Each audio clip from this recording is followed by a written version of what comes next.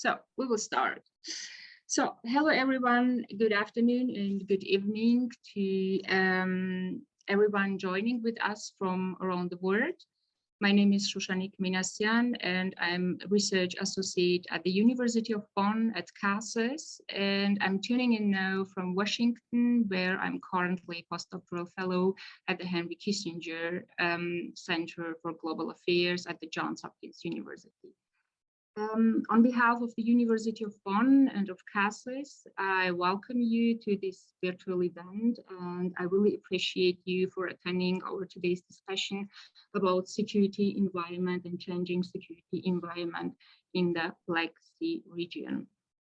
So Black Sea region, we see that this region is experiencing dramatic developments. The war in Georgia in 2008, 2014, the annexion of Crimea, 2020, the war between Armenia and Azerbaijan, and now this dramatic and horrible war in the Ukraine. We see that in recent years, the region has turned to a space of re-emerging powers who pursue grand historical ideas and very offensive narratives. Especially Russia, but also Turkey, who have spatial historic link and connections to this region, are back. And this is a very forceful comeback because we see that both countries are back with a strong military capacity.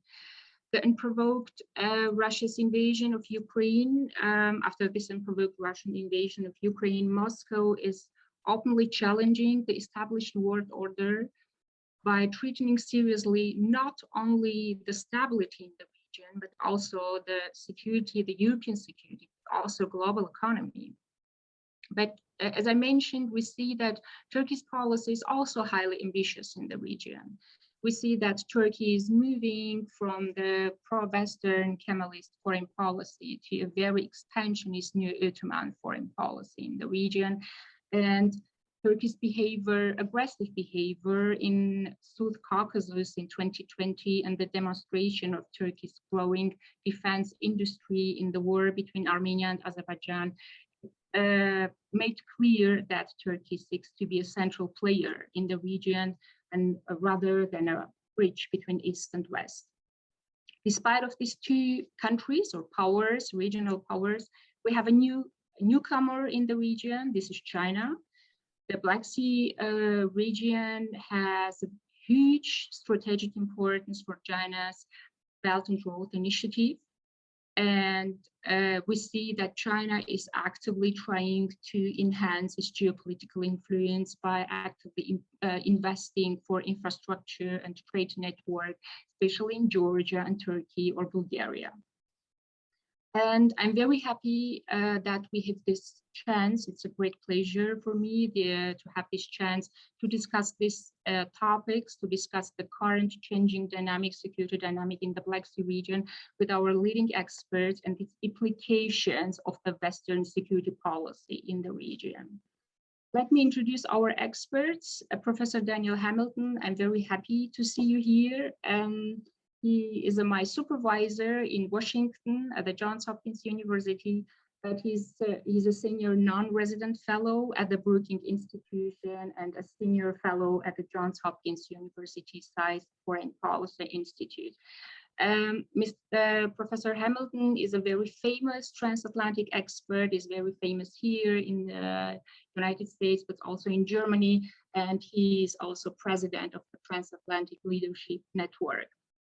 Thank you very much for being with us today, Professor Hamilton. Julia Sabina Joja, it's a pleasure to have you here. She is a project director. Professor Joja is a project director at the Middle East Institute in Washington. Also, she's an adjunct professor at Georgetown University with a research focus on European and Black Sea security. Prior to this, she served as an advisor to the Romanian president and as a deputy project manager at NATO Allied Command Transformation in Virginia. Thank you for having me here. And last but not least, Professor Klaus Lares is a research Krasno Distinguished Professor at the University of North Carolina and Director of Krasno Global Affairs and Business Council. Professor Lares, thank you for joining us. Professor Lares is an expert of contemporary US, Germany, and European foreign policy, economic and security policy towards the transatlantic world and China. And he writes and lectures on post-Cold War geopolitics, US foreign policy, European integration, and the complex interaction that shapes the triangle US, EU, Germany, or China. Maybe this is a good transition to our discussion because it's interesting to hear what kind of huge strategies, grand strategies and security narratives do you see in Moscow and in Beijing towards this region. And it would be good if you could assess these developments, these security processes in the region with a focus on security narratives of Russia and China. Yeah, which kind of grand strategies do you see, and outline the implications of these narratives, of these new security narratives for the collective West in the region. You have the floor. Thank you. Thank you very much for this very kind introduction and for organizing our session today. Let me set the scene, let's say. I don't think I can answer all or address all your many questions, but I'm sure we also have the discussion and of course our two distinguished other presenters. The Black Sea area has been much neglected in the past. When you think about US foreign policy, then you think about the Persian Gulf, the South China Sea, and also the Eastern Mediterranean. They all got much more attention than the Black Sea region. But just like Africa, China, for example, has been working the Black Sea area with the help of its Belt and Road Initiative for quite some time, for years. But it took the Ukraine war to focus Western attention really in a serious way on the region. In the following, I would like to talk about 3 points. Briefly, the current situation, then China and the Black Sea region, and perhaps I will also say something about the likely future of the Black Sea region after the war in Ukraine has finished. Right now, Russia has had a bad land war in Ukraine, I would say, but a relatively good sea war, with one exception, that is, of course, the sinking of its huge warship, the Moskva. By February 24, the beginning of the war, there were no NATO warships in the area at all, or in the Black Sea area at all. They'd all been withdrawn in the previous weeks and months. The last American ship left the area in December 2021. I believe that was deliberate, that it was feared that war with Russia in Ukraine was coming. And like the avoidance of getting involved in securing the air over Ukraine, the NATO alliance, all Western countries, including the United States, wanted to avoid a naval war or a naval situation with Russia as well. Therefore, every one of the Western ships left the Black Sea area. The potential of a naval blockade, which we are faced with right now, was overlooked, I believe, or at least it wasn't taken as seriously as it has turned out to be for our current situation. Russia, however, before February 24, had assembled a large army of larger and smaller warships, including the Moskva, in the Black Sea area. And though Turkey invoked the Montreux Convention in early March, which prevented new Russian warships coming into the Black Sea, the Montreux Convention does not ask the existing warships to actually leave the area. So basically, the armada, the small armada assembled by Russia in the Black Sea, can stay as long as they want to stay. And the Montreux Convention guarantees that they can return, if they wish, to their home ports safely. The Ukrainian Navy got largely destroyed in 2014 in the connection with the Crimean annexation, and many Ukrainian ships got either taken over by the Russians or were destroyed by the Russians in or near Sevastopol. Thus, a Russian naval blockade of Ukrainian ports, including Odessa and, of course, the now largely destroyed Mariupol, has taken place since the beginning of the war. Currently, there are over 80 international commercial ships stranded at Ukrainian ports who can't leave the area, and they are basically blocked in. And that, of course, explains the escalating global food crisis. This explains that Ukrainian grain shelters and grain containers are full and overflowing, that the summer harvests cannot be accommodated by these containers and warehouses because they are already full. And it has had, as we know, increasingly from the World Food Organization and other UN organizations, it has had or will have devastating consequences for the global food situation. In the Western world, that means prices are escalating. In the poorer world, in the developing world, it means people are going seriously hungry, and there will be, unfortunately, widespread starvation if the situation isn't resolved pretty quickly. We are talking about Ukrainian grain, oilseed, and barley above all, but also some other agricultural products and fertilizer. And Russian products are affected as well. This, I believe, this situation gives Russia significant leverage regarding any future ceasefire negotiations. And I believe that has not really so far dawned on the Western world, at least it is not really much mentioned in the international media, that Russia, even if it loses its land war in Ukraine or doesn't, let's say, I don't think they will lose, but only obtain a partial victory rather than that full-scale victory envisaged by Putin originally, because of the naval blockade, because of the situation I've just outlined, it gives Russia an enormous degree of leverage regarding any future ceasefire negotiations. And it will prevent Ukraine, even if they should win on land, to really declare an outright victory and push Russia back to the situation before February 24. Western nations accompanying international commercial ships out of the Black Sea area, as has been suggested by some captains of industry, captains of ship companies, is not realistic at all, because like the no-fly zone over Ukraine, NATO ships, Western ships do not wish to get into the possibility of conflict with Russian warships.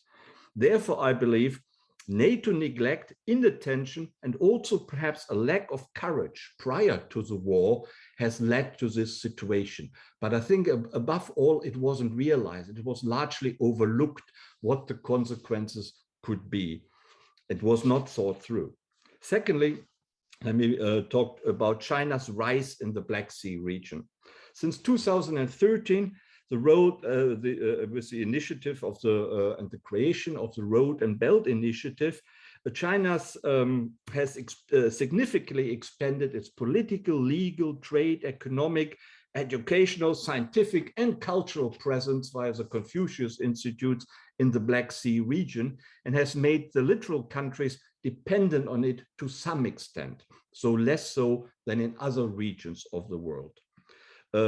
China is still interested and was interested in acquiring new markets, acquiring local industries, and above all, build infrastructure, road and railways to connect China with Europe and the Middle East via the Black Sea region.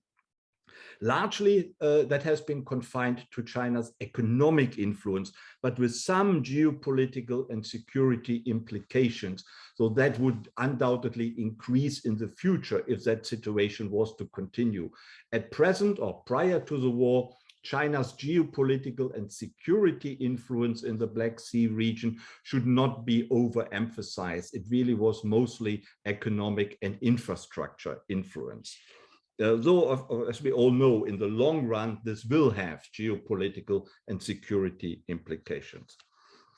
Chinese trade and investment focuses on the region's finance institutions, on energy, transit, and infrastructure sectors for, as I said, expanding China's influence into the EU, into the Caucasus, and also into the Middle East. Here, the 16+1 process played also quite a role because Romania and Bulgaria are both EU members, but also members of the 16+1 organization or system, or however you want to call that.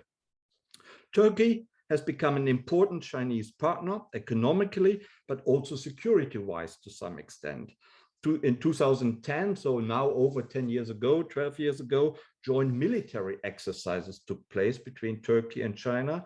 And Turkey considered buying the Chinese missile defense system before eventually it bought the Russian one. There's also been collaboration between the Belt and Road Initiative and Turkey's own Silk Road, the Middle Corridor, which is of course much smaller, much less important than the Belt and Road Initiative, but still it is an important infrastructure program. And the collaboration with the Belt and Road Initiative was meant to link Europe, Central Asia, and China, again via road and rail networks above all. Turkey's various crises with the United States and with the European Union during the last decade or so has essentially brought it closer to China.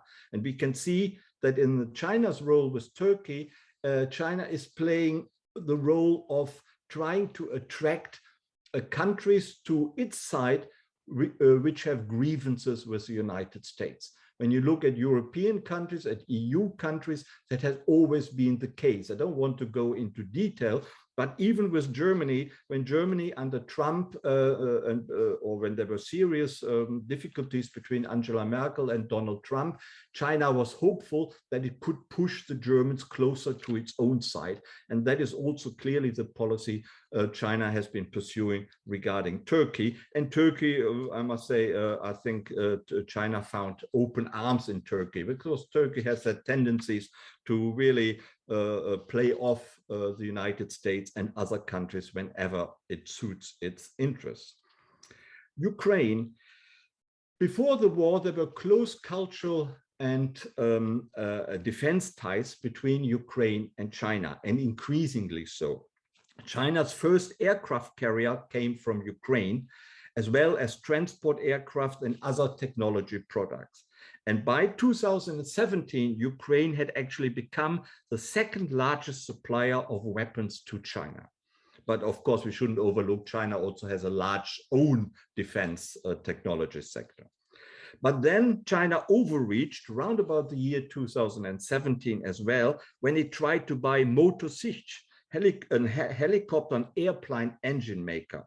Ukraine became skeptical about the intention of China of doing that, or did it want to really dry out Ukraine's defense technology, and also not least US pressure made Ukraine hesitate to sell that huge company to China, and eventually refused to do so. And ever since, so since 2017, 2018, defense ties between Ukraine and China have loosened. Still, Chinese investments on the whole in Ukraine were always moderate. So Ukraine was never that much of a big player in China's overall trade relationship with the wider world.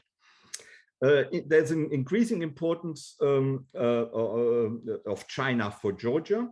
In 2018, a Georgian-China free trade agreement has been signed, and that eliminated almost 90% of all tariffs on Chinese imports and exports to Georgia. China is interested in building up Georgian infrastructure. In particular, it is interested in a corridor which connects the Caspian region with both Europe and China. It has also great interest in the new railway line connecting Azerbaijan to Turkey via Georgia. Still, Georgia, despite its enmity with Russia since the latest 2008 war, and of course right now, on the whole, Georgia has always traded more with Russia and the European Union countries, not least because of the geographical proximity and historical links. Therefore, on the whole, one would say China's influence in Georgia is not particularly strong. And I was in Georgia in late January, and all my inquiries about Chinese influence were really played down. No one seemed to consider that as particularly important. So, you know, internet links and technological links between Georgian companies and Chinese companies are not unimportant, I would say, including the role of Huawei. Bulgaria and Romania, and I'm sure my fellow speakers here know much more about that than I do, but on what can perhaps summarize that while Bulgaria has a more friendly policy towards China, Romania has become quite skeptical about China, particularly in the last few years, and has increasingly moved much more into a pro-US security relationship and has become not particularly open to Chinese overtures. Still, China has not made significant trade and investment inroads in either country and hasn't really tried that hard. And of course, US resistance and the NATO membership of both countries has also played a role. On the whole, I would say China's economic and geopolitical influence in the Black Sea region was on the increase prior to the war, but it was not absolutely and totally significant. China has focused traditionally much more on other regions like European Union countries, the United States, and also, of course, increasingly Africa. And unlike, for example, Central Asian countries, the Black Sea states themselves have also had alternatives to China. They were not as dependent on Chinese investment and trade links than many other countries, because the Black Sea states have always had close links to the European Union and the United States. Also, general enthusiasm for the Belt and Road Initiative has waned globally. Just think of Pakistan or Montenegro in Europe, but it also applied to the Black Sea region countries. You know, the Belt and Road Initiative was highly popular in the first half of the first decade of this century, but that has really waned. And then, of course, there are China's own economic problems, which got emphasized by COVID, which are continuing right now, and China's zero COVID policy, which has, I think, devastating influence on the supply chain problems globally, but also on China's export policy. And that, of course, doesn't make it a particularly strong player in a region it has never had that strong links with, like the Black Sea region. Yeah. Then also, finally, and I come to an end here, finally, deteriorating great power relations overall also have had an impact on China's relation with the Black Sea area, because that conflict between Russia and the United States and the Western world, which of course was there and escalating before the 24th of February, has given China much less of a role to play. And China, and that would be my last point, that is the future of the Black Sea area. China is trying, as we know, to play both sides. Initially, I wanted China, and I encouraged China, and many other analysts also encouraged China to play a constructive mediating role in the conflict between Russia and Ukraine, but that has proven to be totally unrealistic. China is not going to sacrifice its links with Russia in order to bring about a more stable situation in Ukraine.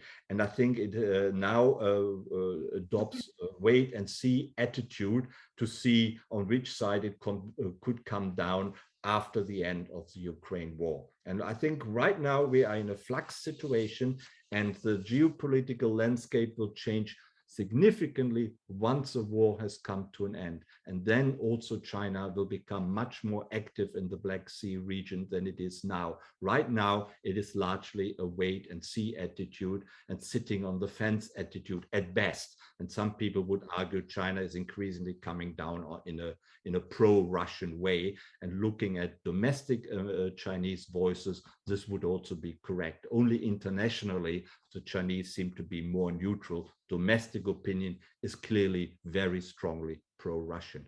that's all I have to say. Thank you so much for this fascinating overview. Thank you. Just one announcement for our audience. If you have questions, you can ask your questions and you can submit your questions in our Q&A a future. And then after we are going to discuss your questions. Thank you, Professor Laures.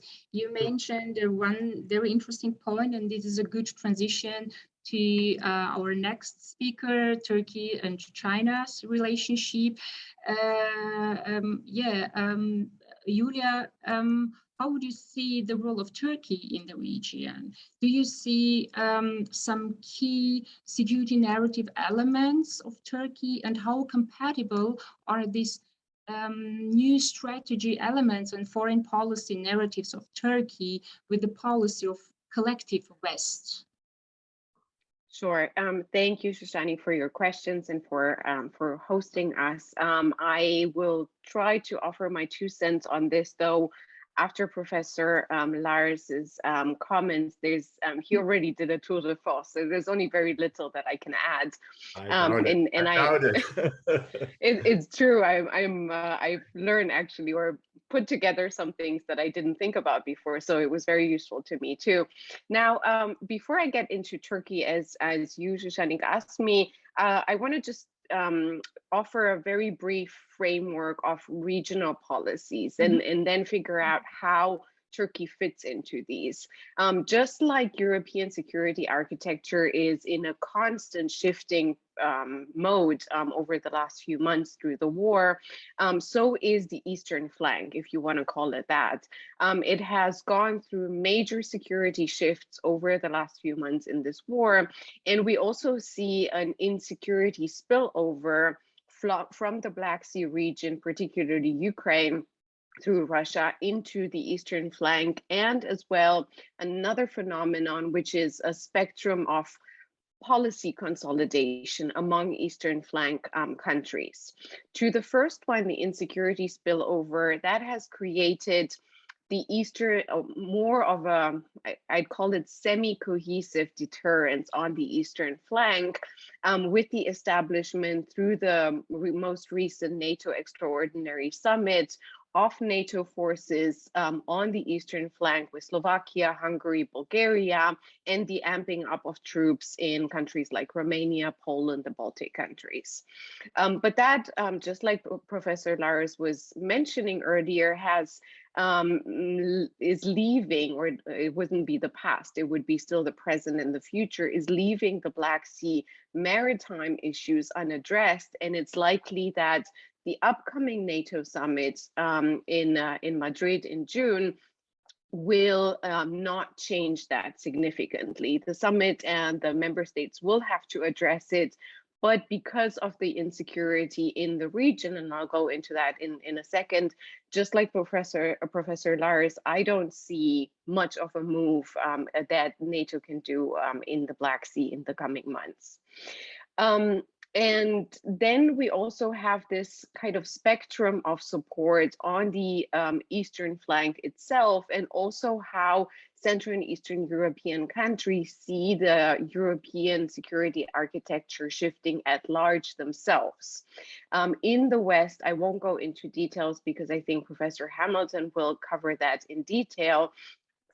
What we see from a Central and Eastern European perspective is a separation of, on one side, the Anglo-Saxon world, the United States and the UK, who are perceived by Central and Eastern European countries, particularly those bordering Ukraine, but also beyond in the region, as the security guarantors, potential security guarantors, and as leaders in this conflict on the Western side, whereas Central or Western Europe, and particularly Germany, France, and Italy, are being seen increasingly in the region as betraying regional security interests. And this major division is being amplified as we speak, with every single day with voices from both sides.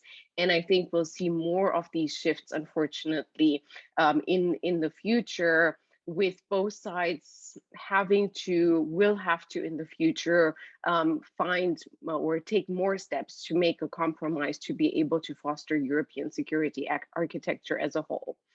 Now, when we look at the region itself, we also see a spectrum of support for Ukraine, with Poland clearly in the lead, also because of its size, and the Baltic countries in political position in an almost entire overmatch with Poland. And then we also see, interestingly, Slovakia, Czech Republic, and Bulgaria, where public opinion at the beginning of the war, and this is only slightly shifting over the last few months, public opinion has been divided, much like it has in East Germany at the beginning of the war. And but despite that, the political leadership has managed to take lead on security issues and become active supporters. If we think of examples like Slovakia, but even Bulgaria, surprisingly. Moldova is a separate case, not part of the EU or NATO, and I can happily go into that in questions. And then there's Romania left, that benefits, unlike the previous countries, from public opinion comparable to the Baltic countries and Poland. But we've seen over the last few months a much more reluctant leadership, to the extent that it does not deliver weapons, that it's a transit country for refugees, and that its leadership has been surprisingly cautious in this conflict. And then we see Hungary, which bluntly is a catastrophe and constitutes a huge problem for Western cohesiveness.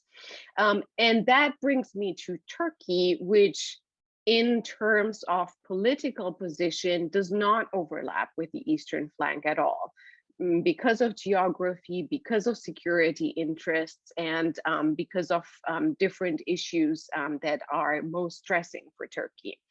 In essence, I always say that when I talk about Turkey in the Black Sea, it's just complicated, but I'll try to make sense of it as best as I can. Turkey's traditional role, or how it traditionally has seen the Black Sea, Maritime, and the region overall, is to keep foreigners out through the Montreux Convention, is how they're applying this policy. So keeping basically the West out. This policy has been maintained by Turkey on the Black Sea despite 2014, and despite Erdogan naming the Black Sea back in 2015, I believe, as a Russian lake. The policy Turkey has not been shifting on the Black Sea. And from what I understand from Turkish experts, this will also is unlikely to shift in the months to come. So what is Turkey doing now? Professor Laris already mentioned how they're applying, according to the letter of the law, the Montreux Convention, which enables the Russian Black Sea Fleet and other ships in the Black Sea of Russia to stay in for as long as they like. It has, if we look back in 2016, unofficially vetoed the proposal of Romania for a NATO Black Sea fleet. That's when things were still permissive, much more permissive in the maritime military sphere compared to now.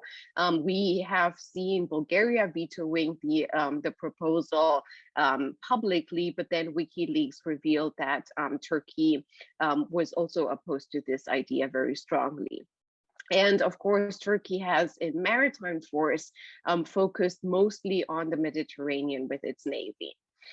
So now we have NATO maritime presence with Turkey as a member of NATO maritime presence as being completely blocked in the Black Sea in 2022, despite the war. Turkey seems immovable on the Montreux Convention, but there hasn't been either much pressure on this issue, neither, if any at all, from the West, whether that's the EU or NATO or the United States.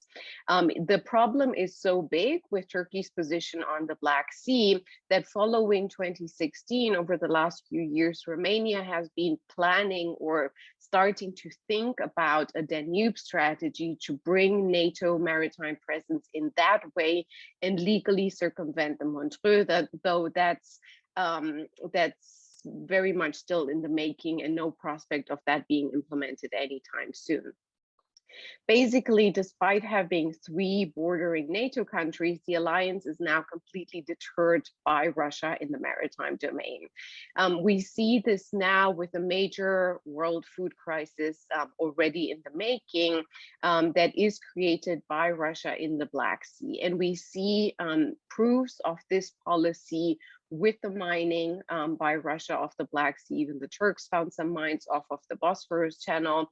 The blockade, of course, the United States with lawmakers discussing it, the United Nations calling out on Russia, but there's little that can be done at this point with total deterrence. And we see this pattern of Russia blocking exports really, and directly affecting massively the GDP of Ukraine that is dependent on these exports. We've seen it since 2016 with the Azov Bridge, the Kerch Bridge in the Azov Sea, and the continuous, at least semi-blocking of the exports from Mariupol. Now Mariupol has been obliterated, and we see the same pattern with Odessa, as Russia on land couldn't take it. So why is Turkey set then on the Black Sea status quo? Erdogan's and Turkey's dependencies on Russia are really the answer to that. And there's 3 of these. First is the dependence on Syria. We've seen that with the arms embargo as a secondary effect in Turkey's involvement over the last few years, an arms embargo that the US and other countries have imposed against Turkey in 2019 in a different context, but that's what, and I'll get to that in a second, Turkey is aiming with right now with Sweden and Finland. But most importantly, there is on Syria the issue of refugee flows, which ties the EU to Russia. And I don't see much of that being processed yet in the EU. The fact that 2015, we had the major migration wave and crisis in the EU. Turkey has been, in this context, more of a medium for Putin instrumentalizing and weaponizing migration flows against the EU. And that is a risk that, that of course, falls in terms of burden mostly on Turkey right now. Then we have the second dependence of Turkey on Russian tourism, and we've seen how big that is, not just in numbers, but last summer when Turkey published together with Ukraine the deal on the Bayraktar drones and the engines to be provided that the Turks need from Ukraine. As soon as that deal was announced, Putin canceled all Russian tourism to Turkey in that summer by canceling flights. And then finally, we see the third dependence, and that's the energy dependence that Turkey has on Russia.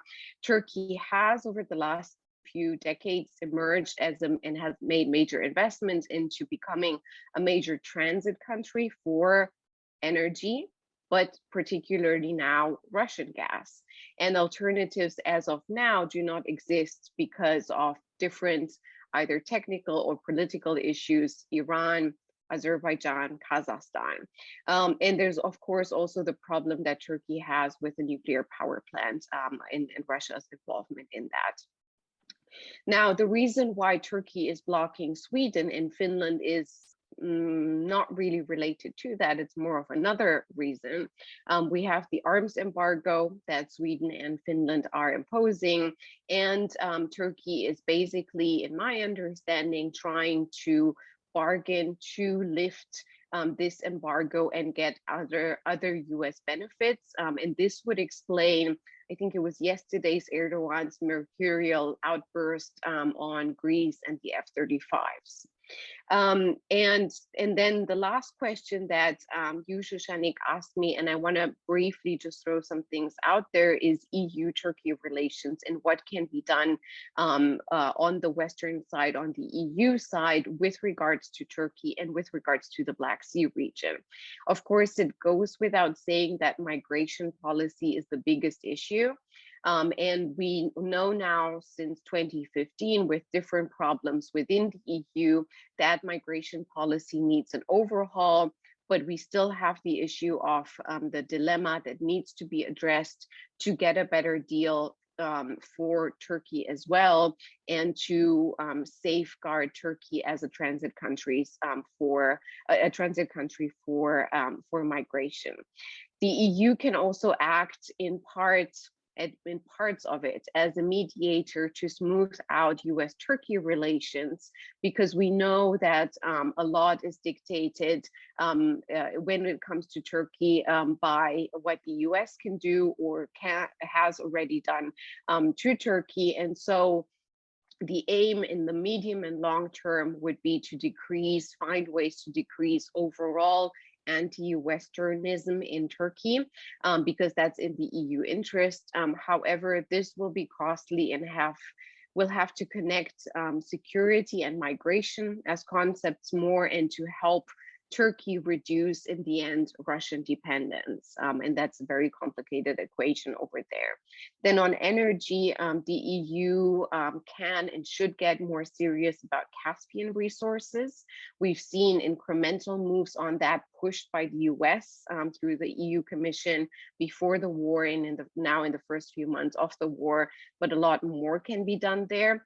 And then, of course, and this is my last point, the EU needs to think of ways in the medium and long term to overhaul its neighborhood policy, particularly the Eastern Partnership that remains dumping ground for all kinds of policies, with Belarus and Azerbaijan and Armenia and Ukraine and Moldova and Georgia not being able to be fit into the same format.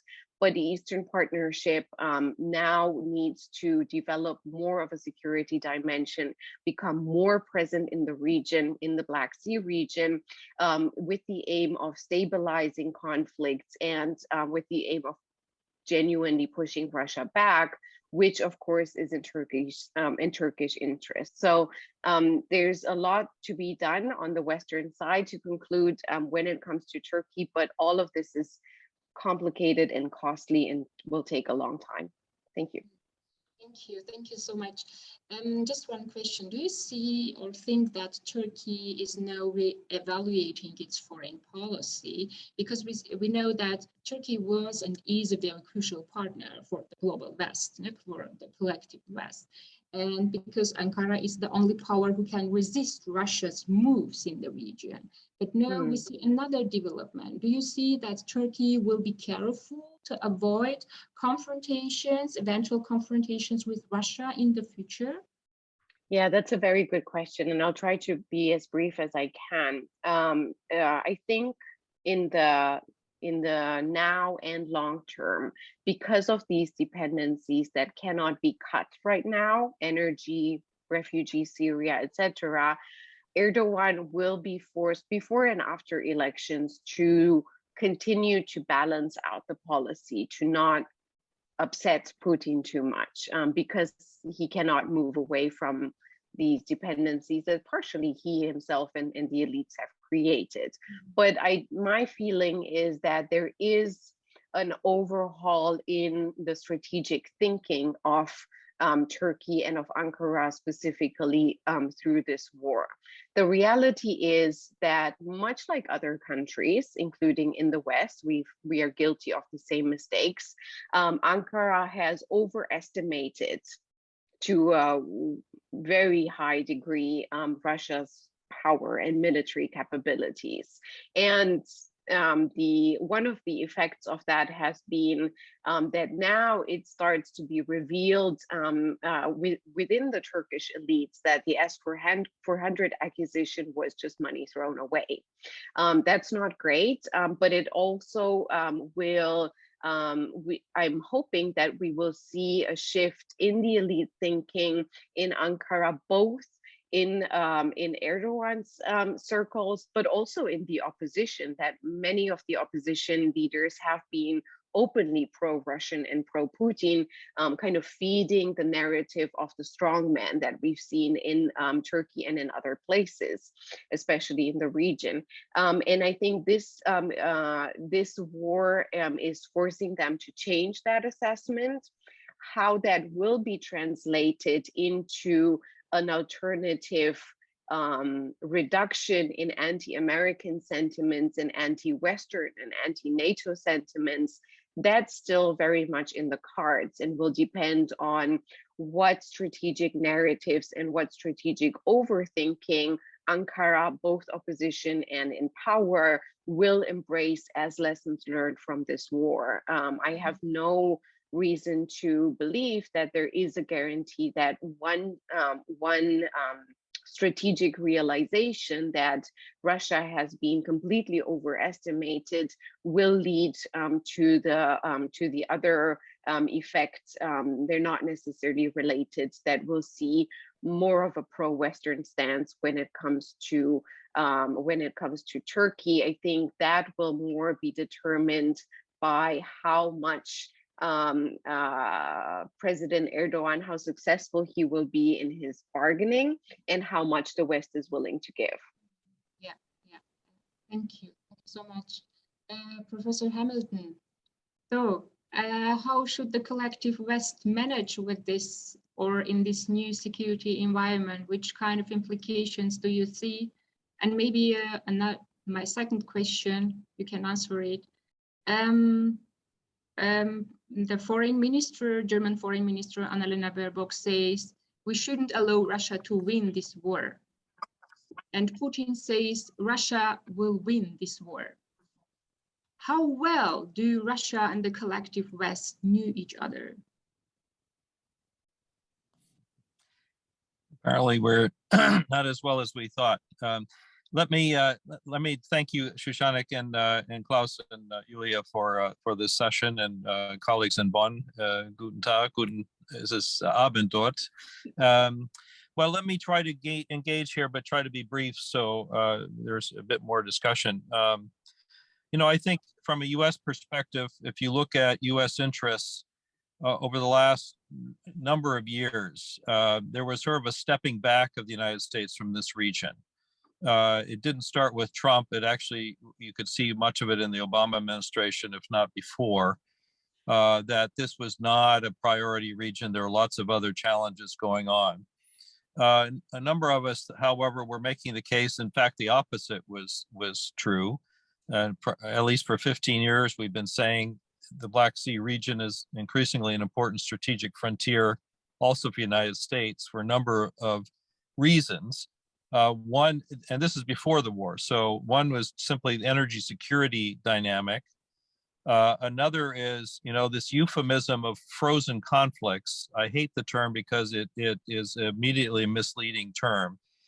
All sorts of unresolved territorial, ethnic kinds of disputes throughout the region left from the post-Soviet time that are really festering wounds.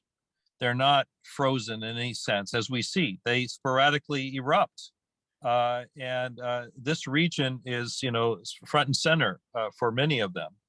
And that makes it an important issue for security, that the ripple effects of those wounds and the fact that we can't resolve them, I think, continues to be a problem.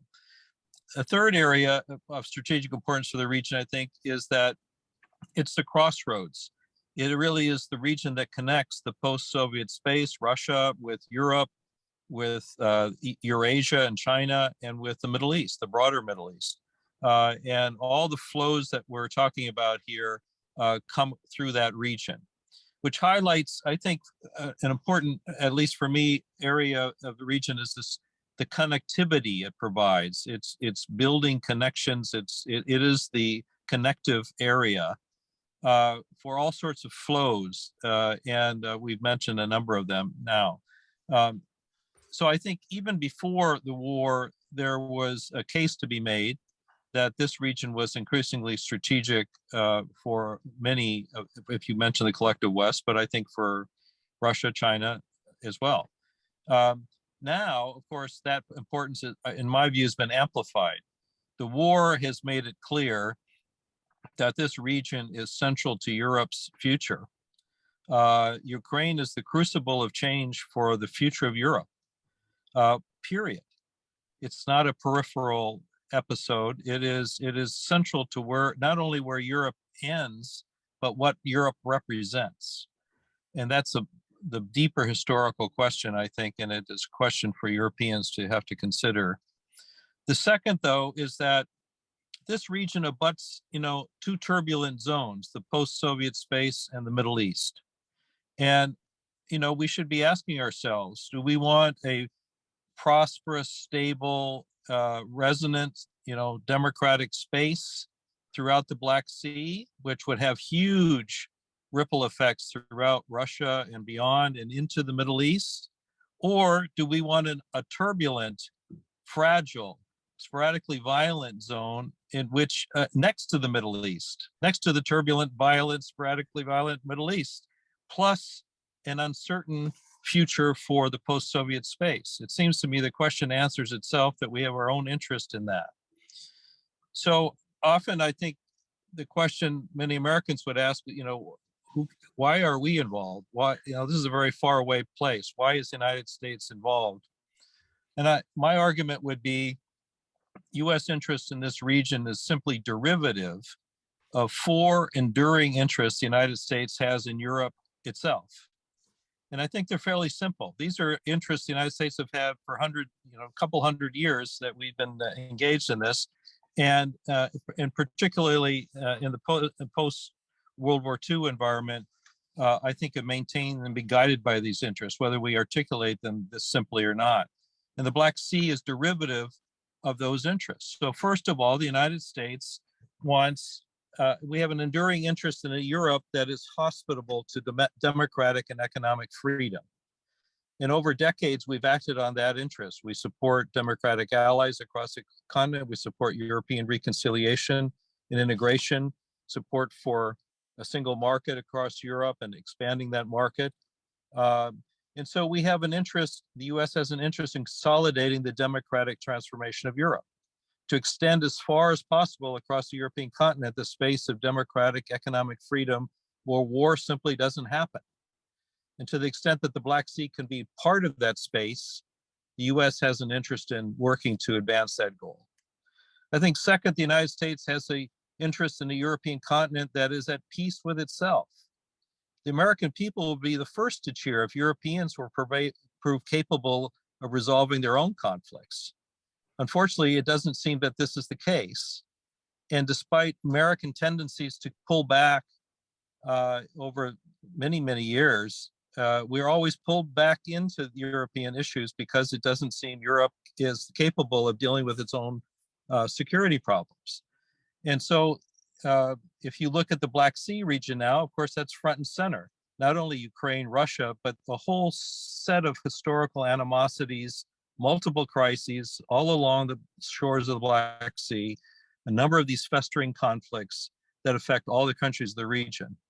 And if we're going to have more conflict, new conflict, enduring conflict, that's certainly not in US interest. It will affect our interests across the continent itself. And history has shown, unfortunately, I would say from American point of view, we have to remain involved in that because our partners are unable to deal with it themselves.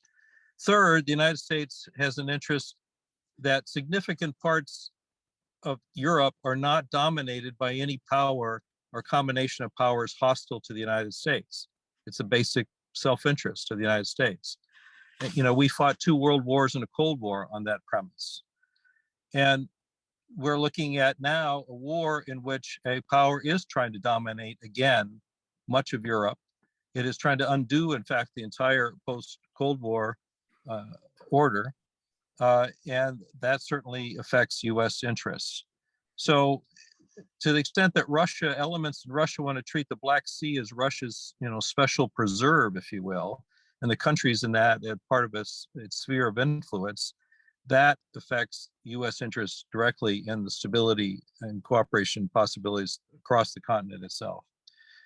And finally, I think the United States has an enduring interest in a Europe that can be our partner, that we can work with on a whole range of transnational challenges that no country, not even a superpower, is going to tackle very well alone.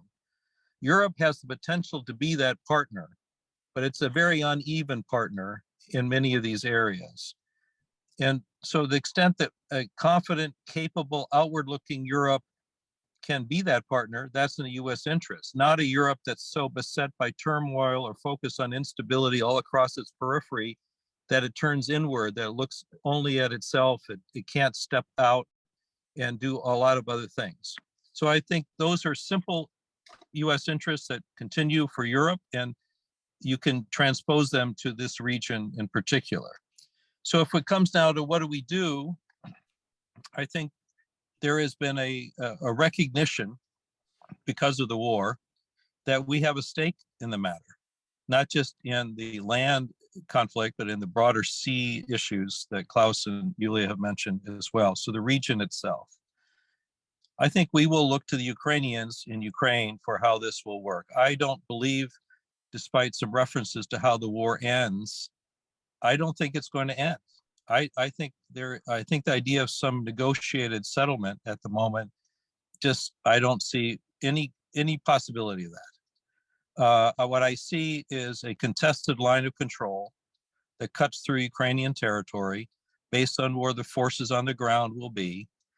Whether they negotiate sporadic ceasefires or not will be part of the equation, but it will be also sporadically violent at best. And there's no Ukrainian president that's going to sign a deal that signs away chunks of Ukrainian territory. That president wouldn't be around very long. And Zelensky has said any arrangement would have to have a referendum anyway. So I just don't see it. And nor do I see Russia willing to step back and completely leave Ukraine or the Crimean Peninsula. I don't see that either. So I just don't see it. I see we're going to be dealing with an enduring conflict cutting through the territory of Ukraine with Russian forces on that territory. And we're going to face a persistent confrontation with Russia across the vast spaces of Eastern Europe that are going to remain turbulent, unsettled, and sporadically violent. That is the Europe we're facing today. And we have to get our minds around that new reality. We are in a new age, and we have to adjust all of our institutions and mechanisms to that reality. I think the US is, or I'd say many Americans who pay attention are hugely disappointed that the European Union doesn't seem to understand that this is part of Europe and that the Eastern Partnership, so-called, really has not functioned well. There's 6 Eastern Partnership countries. Russian troops are in all of them. Yeah. So much for that. And because of this, just to finalize, just because Europe has failed, we're in a vacuum again of strategy. I think the US will turn not only to bilateral relationships that it has with the countries of the region, including at NATO allies, but it will, through the NATO process, turn at the June summit in NATO. You'll see a turn of NATO to a new posture of deterrence by denial, away from a tripwire reinforcement posture that'll have significant implications for NATO allies in the Black Sea region. And you will see, and some of us would argue, whether you see it or not, we would argue at least, NATO has to have a new strategy for non-NATO partners. So partners not only in Eastern Europe, but broadly, but for the Black Sea, what we call a secure neighborhood initiative, that is NATO qua NATO, not just the United States, should provide the defense material that these countries need, Moldova, Georgia, Ukraine, to defend themselves. And we should project our resilience efforts forward to these countries so they're able to withstand the disruptive challenges that they face as well. It's not just military defense. It's a much bigger challenge that they face. We have many opportunities to project resilience forward. A new concept of forward resilience has to be part of our strategy. So let me end there. And unfortunately, this is a challenging time for us. Yeah. Thank you so much. You mentioned that you don't see any settlement or any solution for this moment. This means we have no soft rooms or rooms for diplomacy in this war. Can you give a long-term outlook? How can the collective West end Russia's aggressive behavior, Russia's aggressive course? Is it possible or not? In the short term, it's it's really, I don't know, it's really critical. But in a long-term perspective, is it possible? How can the West do that? Well, it depends on your term, long term. The strategic concept that NATO is likely to unveil in June, they usually go for 10 years. So if we take a 10-year perspective, I don't believe in those 10 years that we will be in the situation that you just said, that we have a possibility of stopping this. I believe we're dealing with a 10-year period, a generational period of confrontation with Russia and instability all across Europe's eastern spaces. That's the Europe we have to prepare for if you want to think long, and I would say medium term, but it's the policy relevant frame. Beyond that, if you really want long term, I think the borders of the post-Soviet space are today not the final word. And that includes Russia. I believe the Soviet succession is not over. And we have to confront the possibility that the further east you go in Europe, the more dynamic and turbulent it will continue to be, with unforeseen surprises and disruptions. And we cannot think that we're going back to imagine a wonderful era of stability that we had for 30 years for part of Europe. It's not there anymore. And we have to brace ourselves for simply a different reality. Thank you. Professor Lauras, yeah. Yeah, I fully agree with Dan's analysis. It's sobering, but it sounds realistic. But two questions in that context. How confident are you that the United States will actually not lose patience with the Europeans and that turmoil which you said would come? And how confident are you that the European Union itself will stick together? We mentioned, the Hungarian problem already, and there are many, the Turkish problem, there are many other, though they're not members of the EU, still it's a European problem. How confident are you that that turmoil will not lead to the breakup of what we call the Western world? You want me to answer right there, Shoshana? Yeah. Well, again, I approach this maybe from a somewhat different angle than what we read every day in the newspaper. I think that's the starting point needs to be a question each of us ask ourselves. Is Europe stable or is it fragile? If you think Europe is stable, you will have a very different answer than if you think it's fragile. I believe Europe, all of Europe, the entire place is a fragile, dynamic continent in flux. Includes its western spaces as much as its eastern spaces. The dynamism, the fragility is different, of course, depending on where you are. But I don't know that the European experiment as it had evolved is going to continue in the way that it does. Ever closer union, sort of these, this notion of just continuous progress seems to be somewhat of an illusion these days. And it's not because of what anything the United States is doing, it's because of what Europeans are doing.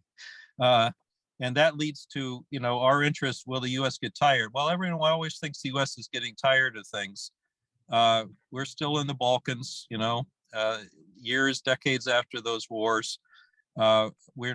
We're still in NATO. In fact, NATO's got a revival going on. We're about to extend our security guarantees to European countries, not reduce them to Sweden and Finland. But this space, it seems to me, is going to pose us with uncomfortable questions. I can't predict it, but they interrelate to the future of Russia. Will Russia remain a stable power? Will it maintain control over its nuclear arsenals in such a dynamic situation? Would it be tempted to resort to some of those? How does Chinese-Russian entente affect this region and Europe itself and US interests? So there are a whole series of questions that result from that first question, whether Europe is fragile. I believe we have to prepare ourselves for dynamism, surprise, and disruption. And the age of disruption that we are now in forces just very different types of answers than the framework of institutional stability that we had created over so many decades.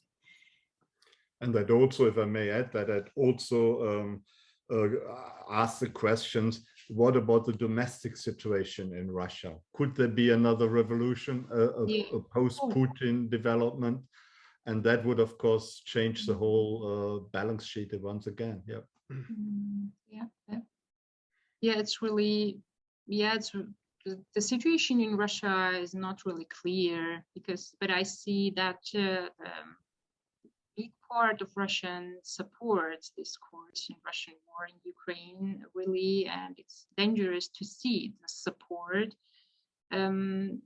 About revolution is really, it's not easy to make an outcome and to make a long-term perspective. What kind of developments we will have in Russia? But what is dangerous, we see this big support of Russian people of this course, of this dangerous situation in Ukraine. So we are at the end of our time. We have just scratched the surface, and I hope we can maybe continue our discussion in the future. But it was a really fascinating discussion, and I thank you very much for your contributions and for being with us and for being in this discussion, in this event. And I wish you a fantastic day and a wonderful week ahead, and we will be in touch. Professor Hamilton and Georgia, we will see each other next week, and I'm really forward to see you next week. And Professor Lares, maybe we will see each other again in the US or in Germany, I don't know. But yes, I wish you a happy day and wonderful week ahead. Bye. Thank you very much, for organizing it. Bye-bye. Thank you. Bye.